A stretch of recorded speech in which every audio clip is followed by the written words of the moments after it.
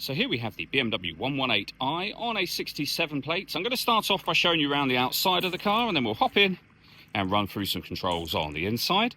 From the outside, you can see it's a 5-door car with alloy wheels. We're going to start off inside the boot area of it. First, as we approach the back of the car, you can see we have reversing sensors. Plenty of boot space as well, along with that 60/40 split folding rear seat, should you wish to increase this space even further again. Okay, so we're just going to work our way back around to the front of the car. And then, as I mentioned, we'll hop in and run through some controls on the inside of it from there. From the outside, though, the whole way around, you can see it's in fantastic condition.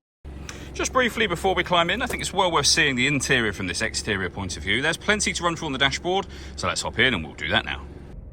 Okay, now that we're inside the car, we're going to start with the dials. On the left-hand side, we have the speedometer and fuel gauge.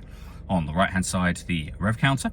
In the centre, you can see the total miles of the car. They are 51,224. You can change information displayed above that using a button on the end of the indicator stalk. For example, there is a digital readout for the speedometer that will appear in that section, as you can see. If we back out to the steering next, we have a speed limiter on the left-hand side, phone and stereo controls on the right-hand side, and then into the centre, the main screen. So at the moment, what you can see on there is a visual guide to the parking sensors. Up on the main screen, you can then pair your phone, of course, under Manage Mobile Devices. All the movement that I'm making on the screen is being done using the iDrive system, which is essentially this dial. The buttons that surround it will take you into the menus, as you can see there. But the dial will rotate, it will push down, it moves up, down, left, and right as well, which will become useful within certain menus. For example, satellite navigation. Push the dial down. Go to map. If I want to access that panel to the left, just jog the dial to the left, open up that panel, and you'll be able to do any of the things that you see up on the screen just here. That's BMW's Business Nav, incidentally. Really nice colour display. It is a very easy system to use. You have various vehicle settings, trip computer information here as well. You can also see the current service status of the car. Everything's good there. Radio and media is where you'll find your DAB, FM and AM radio, CD player, Bluetooth audio and USB inputs as well. So plenty of ways to listen to your music.